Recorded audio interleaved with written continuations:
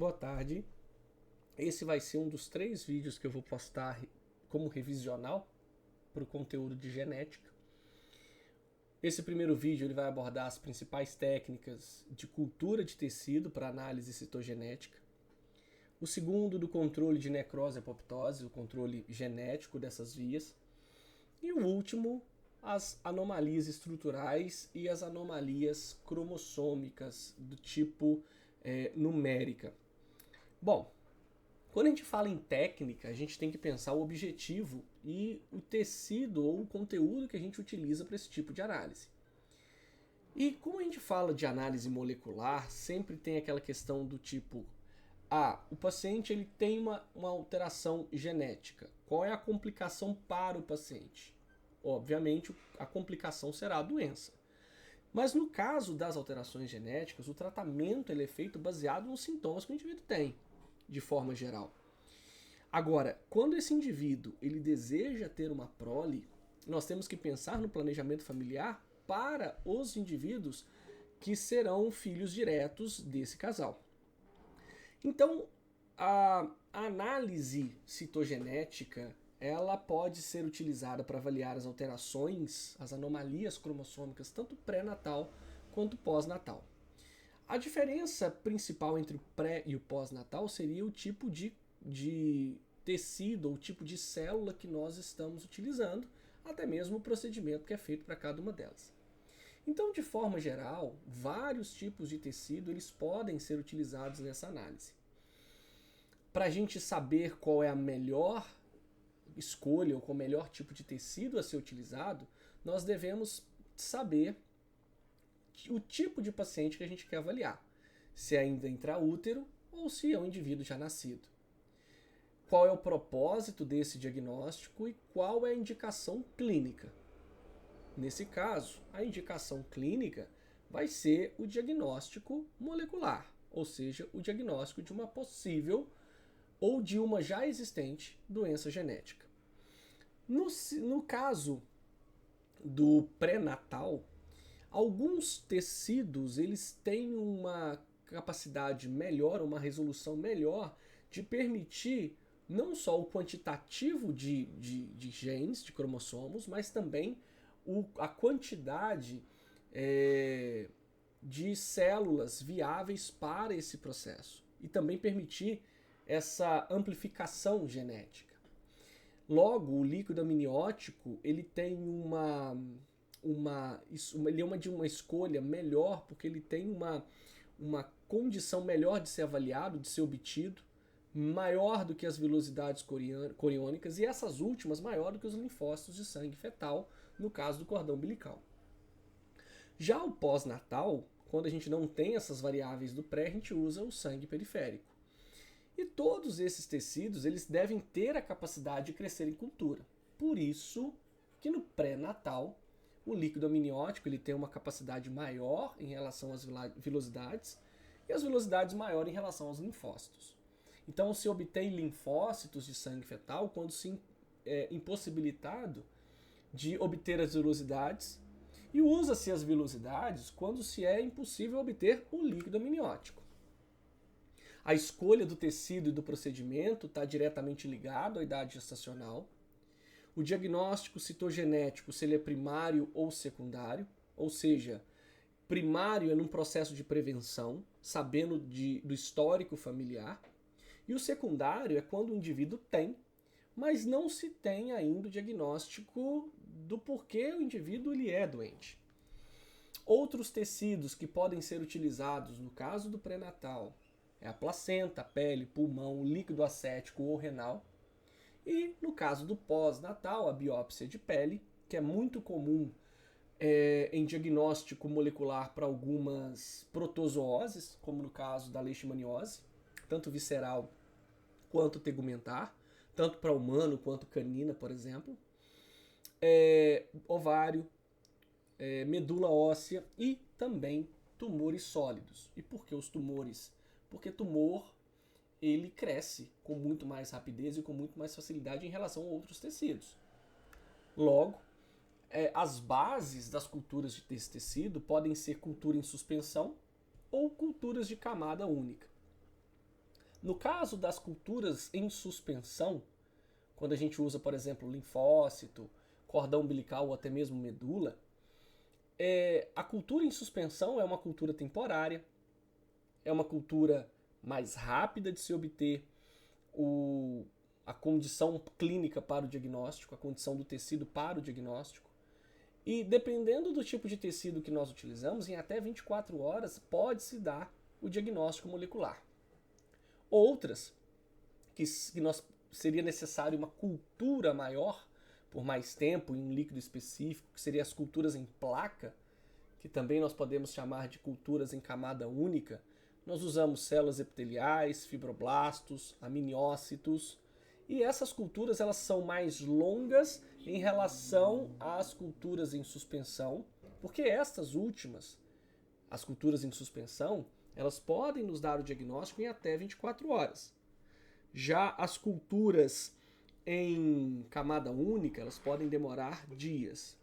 Então, seria mais prudente o profissional médico optar como um critério de prevenção em indivíduos que você deseja fazer o diagnóstico pré-natal ou planejamento familiar, uma cultura em suspensão, porque é uma cultura rápida e rapidamente você tem um resultado e você saberia o manejo para esse casal. Já a cultura em camada única, como é um tempo maior, pessoas já portadoras de uma doença genética, elas podem ter um tempo maior de aguardar porque o tratamento ele é sintomático. Não é isso? Agora, para se coletar e se manusear esse tecido, eu preciso saber que, muitas vezes, o teste ele não vai ser executado no lugar onde a coleta foi feita. Então, para todo e qualquer tipo de análise laboratorial, e a citogenética ela entra nesse processo, a gente tem que saber o tempo de transporte de um ponto a outro e manter esse tecido viável até a análise. Então, a gente tem que saber não só o transporte, como transportar, é em tubo seco, é em tubo contendo algum tipo de líquido que vai preservar, qual é o meio de cultura adequado, qual o ambiente adequado agora para o trabalho do geneticista, porque muitas vezes o resultado ele tem o viés da contaminação, ou seja, esse tecido ele é contaminado às vezes porque nós estamos ali conversando, espirrando alguns perdigotos, algumas células, a gente está manuseando sem levar em consideração que esse procedimento tem que ser um processo estéril, que a gente deve usar produto estéril, que seja descartável. E muitas vezes a gente precisa de uma estufa de CO2 justamente para fazer um ambiente mais anaeróbio, para não permitir a proliferação de micro-organismos que podem atrapalhar nesse ambiente apropriado para o trabalho. E para cada tipo de tecido, no caso do sangue periférico, que é um diagnóstico pós-natal, a ordem de coleta para o tipo de tubo que nós utilizamos depende do tipo de célula que eu quero preservar. Então, o sangue periférico ele é amplamente utilizado tanto em neonatos, quanto crianças, quanto adultos. O sangue do cordão umbilical ele deve ser coletado após 20 semanas com o auxílio de ultrassom. Para quê? Para evitar o risco de indução ao aborto e até mesmo evitar o risco de alguma lesão no concepto. Então, a escolha para cada coleta do sangue, em especial para o sangue do cordão umbilical, ele se dá pela pouca quantidade de líquido amniótico. E ele é mais adequado, no caso, a utilização do cordão umbilical para as cromossomopatias. Ou seja, sejam essas cromossomopatias de ordem numérica ou de ordem estrutural. A medula óssea é o tecido mais utilizado para esse diagnóstico, também para o prognóstico, aí entra o planejamento, e diferentes terapias para leucemias. É um teste rápido que dura até em 24 horas, porque a cultura cresce muito bem. São células que têm baixo índice mitótico e baixa morfologia entre os cromossomos. na ideia das polimorfias, outros tecidos que têm uma rápida regeneração são tecidos que apresentam muitos cromossomos polimórficos. Por exemplo, pele, fígado. Logo, o líquido amniótico ele é usado para análises bioquímicas, moleculares e cromossômicas, e ele deve ser realizado após a 15ª semana. Mesmo sabendo que após a 15ª semana, o risco de aborto ainda se encontra entre 0,5% a 1%. Logo, as vilosidades coriônicas, ela tem uma segurança também satisfatória. Ela pode ser feita antes da coleta do líquido amniótico, até a 12ª semana. E o risco de perda fetal é um pouco maior, mas é um teste que a gente faz utilizando sempre o guia do ultrassom, no caso, para as biópsias de vilosidade coriônica. As biópsias de pele podem ser feitas pós-termo, ou seja, no pós-natal, e em qualquer idade. É um procedimento extremamente seguro, desde que feito com a técnica correta. É um procedimento invasivo, mas pouco invasivo. Utiliza-se o punch dermatológico. E a diferença do punch é o seu tamanho, ou seja, o tamanho da amostra que ele vai remover. E pode variar de 0,2 milímetros a 0,6 milímetros. Então, a gente usa a biópsia de pele não só para diagnóstico de outras doenças que não são obrigatoriamente genéticas, mas nós também usamos a biópsia de pele para confirmar o resultado já utilizado do sangue periférico. E o punch, ele é um material descartável que dá uma boa segurança nesse manuseio, evita a utilização de bisturis em lâmina. Após a coleta do material, a gente vai traduzir esse achado, a gente vai traduzir esses cromossomos com as técnicas de bandeamento, que são utilizadas para fazer o cariótipo, para ver regiões de heterocromatina, de eucromatinas, para ver alguma inserção, alguma deleção, algum tipo de alteração na estrutura daquele cromossomo que nós queremos avaliar. Então, após a coleta, esse material amplificado, qual material? O DNA. E nós vamos utilizar DNA que estão em metáfase da divisão, porque é onde nós temos o máximo da condensação. E com base nesse achado, nós usamos as técnicas de coloração e de bandeamento. Embora a técnica de bandeamento também seja uma técnica de coloração, mas não tão robusta quanto as colorações cromossômicas, né? Então, o ideal é que nós organizamos todo esse material num cariótipo, nos grupos que nós temos, de A a G.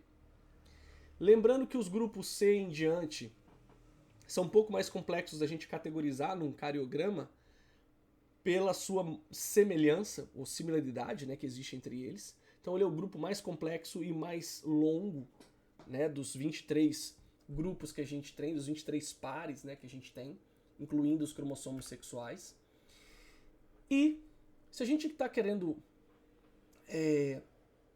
fazer uma técnica de bandeamento, mais importante, se a gente vai usar medula, sangue, líquido amniótico, ou seja lá, qual tipo de célula, para qual tipo de finalidade, a gente deve saber que, independente do tempo, se trata ou não de uma cultura direta ou não, nós devemos utilizar sempre células que apresentam a divisão na fase de metáfase, como está apresentado.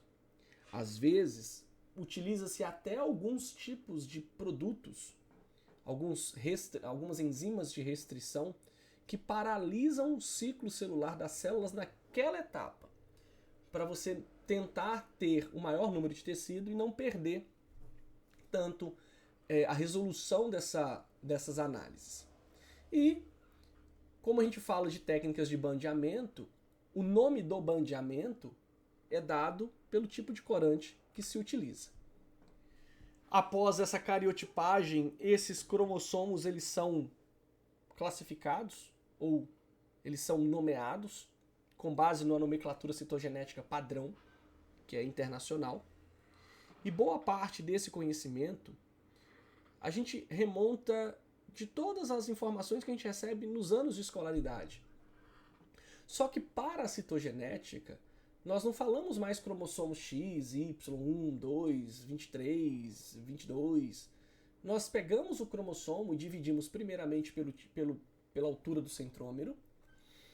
E ao se falar de braço superior, que com exceção dos metacêntricos tem o mesmo tamanho do inferior, mas nos outros cromossomos o centrômero diminui o tamanho do braço, fazendo com que o braço superior seja um pouco menor, com exceção dos metacêntricos, e o braço inferior ele seja maior. Então, uma sigla em inglês, uma abreviação de palavra longo e curto, diz que o braço superior nós vamos chamar de P e o inferior de braço Q.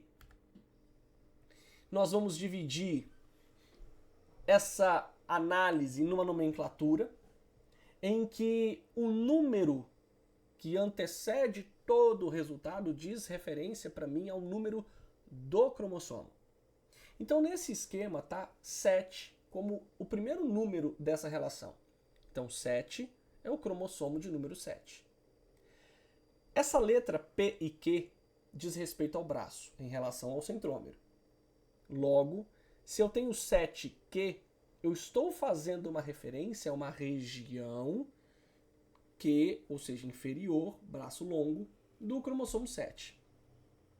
Esse 31.2 é o gen. E qual é a região ou a subbanda do gen localizado nessa região 31.2 do cromossomo 7? Melhor dizendo, no braço inferior do cromossomo 7. Então esse gen 31.2, com sua região subbanda e banda, ele vai caracterizar um tipo de alteração molecular, seja ela herdada ou adquirida. O tipo de alteração é que vai caracterizar um indivíduo nas famosas síndromes ou das doenças genéticas que ele tiver herdado ou adquirido. Logo, a eficácia das técnicas ela depende da condensação dos cromossomos. Por isso o cromossomo em metáfase. Então os cromossomos em metáfase eles são os mais rotineiramente usados. No bandeamento Q, a gente chama o cromossomo que passou pelo processo de bandeamento Q porque ele usa um corante chamado quinacrina, por isso bandeamento Q. Ele tem uma afinidade em destacar regiões ricas em adenina e timina. O bandeamento Q é muito utilizado para polimorfismos do cromossomo 1, 3, 4, 16, cromossomo Y. E é uma técnica cara porque o microscópio de fluorescência que nós utilizamos para ver, ou seja, nas capelas de fluxo laminar, como essa foto, você tem o cromossomo numa placa, geralmente um gel, pode ser um gel de agarose, e você não vê esse cromossomo. Então, quando você liga a luz ultravioleta, esse cromossomo ele destaca, ele brilha. E essas áreas brilhantes são ricas em adenina e timina. E por que o polimorfismo desses cromossomos? Porque esses cromossomos são ricos em adenina e timina. O bandeamento G usa um outro corante chamado GIMSA, e ele é muito bom para alterações numéricas e estruturais.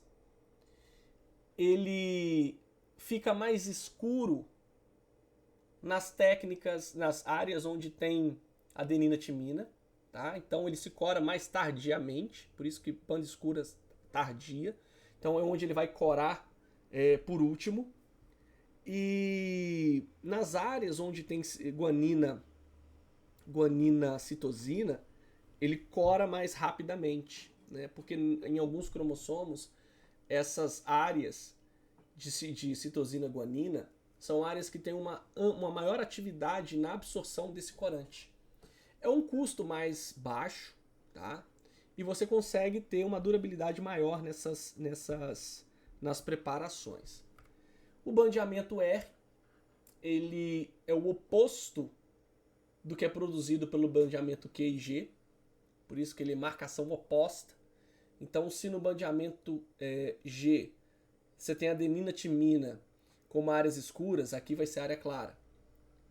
Então, no caso do bandeamento Q, se citosina guanina é uma coloração mais clara, no bandeamento R ela vai ser escura. Tá? Fácil de ver as áreas teloméricas e é utilizado como um teste suplementar, ou seja, um teste para complementação daquilo que já foi visto. Então aqui nós temos bandeamento G e R em 2 cromossomos, 6 e 11. E vocês conseguem observar nitidamente a diferença de padrão de coloração.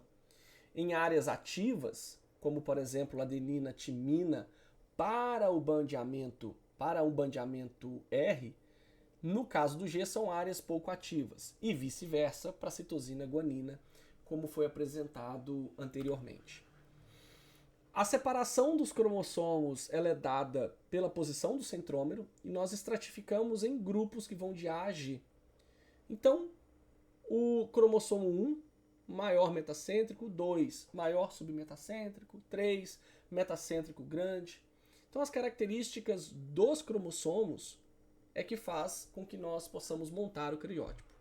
Com exceção dos cromossomos telocêntricos, melhor dizendo, que não existem na espécie humana, todos os demais, metacêntrico, submetacêntrico e acrocêntrico, são utilizados nesse processo. O bandeamento C, ele marca uma região específica ou uma região repetitiva que não tem expressão gênica, nós chamamos de repetição em tandem. Então, quando a gente pega uma área gênica, uma área cromossômica, melhor dizendo, porque o gene ele vai ter expressão, mas uma área de heterocromatina, em que só tem repetições ali de adenina timina ou de citosina guanina, essas repetições, esses fragmentos repetitivos que podem ser usados como mecanismo de reparo dos danos cromossômicos, nós chamamos isso de repetição em tandem. E o bandeamento C ele cora a heterocromatina para aquele cromossomo específico, porque naquele cromossomo em específico, seja ele do 1 ao 22 ou sexual, ao falar em heterocromatina, a gente está dizendo que aquele cromossomo, para aquela célula, não tem atividade gênica, e sim uma atividade regulatória. A gente usa bandeamento C para detectar cromossomos dicêntricos, ou seja, com 2 centrômeros ou pseudocêntricos, que perderam um braço ou um centrômero inteiro. E a gente usa para estudar doador e receptor, no caso de transplante de medula, e alguns tipos de cânceres. O bandeamento ROM, ele usa prata ou prata coloidal, e ele é amplamente utilizado para corar essa constrição secundária que nós chamamos de regiões organizadoras de nucleolo. A gente usa esses bandeamentos ROMs, ou NOR, né, que seria em inglês para região organizadora de nucleolo. A gente usa para detecção de rearranjos cromossômicos nas translocações, ou nos isocromossomos, ou para também identificarmos polimorfismos. Cromossomos do grupo 13, 14, 15, 21 e 22 são ótimos candidatos dessa técnica, uma vez que esses cromossomos não só têm essas regiões organizadoras de nucleolo, mas eles também têm poucos genes. E bandeamento T, ele vai marcar como T de terminação, telômero, ele só vai marcar porções cromossômicas terminais ou porções teloméricas. Com base no cariótipo é possível marcar ou criar esse ideograma, né, para facilitar o ordenamento. A citogenética clínica, ela apresenta para nós esse tipo de padrão de organização. Então observem que nesse bandeamento G, nós temos no cromossomo do grupo 7, né, um cromossomo polimórfico. No par 2 a mesma coisa, no par 3 a mesma coisa. Podemos dizer que no 4 nós também temos um cromossomo um pouco polimórfico em relação ao seu respectivo par. Então essas técnicas elas são usadas muitas vezes para isso, para nos dar um sinal daquilo que nós temos de conduta. Bandeamento G, no caso de uma mulher com cariótipo normal. Então, cariótipo normal não exime a pessoa de ter doença, tá? A gente não sabe o que está acontecendo. Ela é normal até que se manifeste algo. Então, por exemplo, no grupo 1, existe um polimorfismo ali, no grupo 11 a mesma coisa, no 5 a mesma coisa.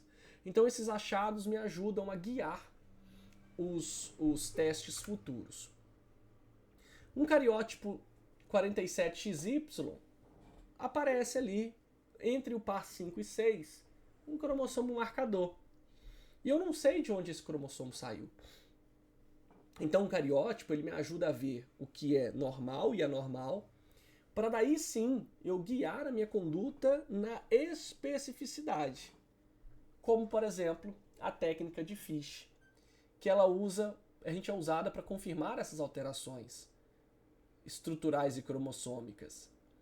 E a gente consegue com essa técnica de Fish, que é uma técnica de hibridização, de fluorescência associada à hibridização in situ, que permite a gente determinar ou validar presença, no caso do marcador, ou ausência, como deleção, de sequências de DNA e RNA.